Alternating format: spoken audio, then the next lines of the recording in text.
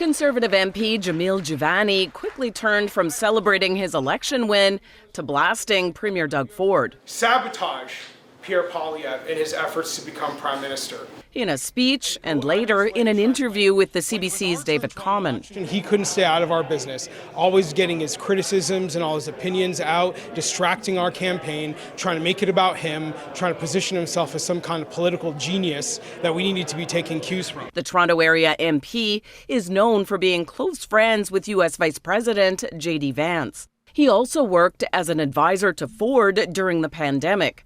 A rift between Ontario and federal Conservatives came up repeatedly during the election. Ford's campaign manager criticized Pierre Poilievre's campaign on the aptly named podcast Curse of Politics.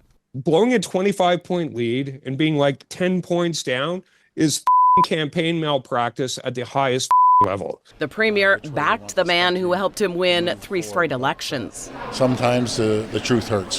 While Ford says he's never met Poilievre in person, he did meet with 2 high-profile Liberals.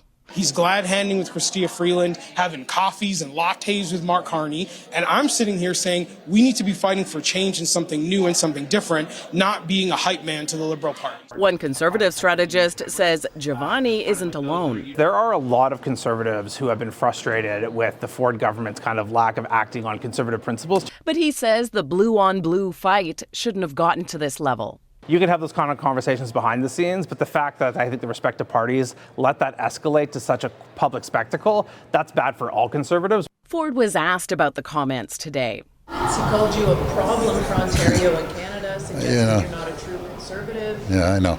Anyways, I'm not worried about that. Ford tried to sidestep the controversy. I'm focusing on unity right across this country.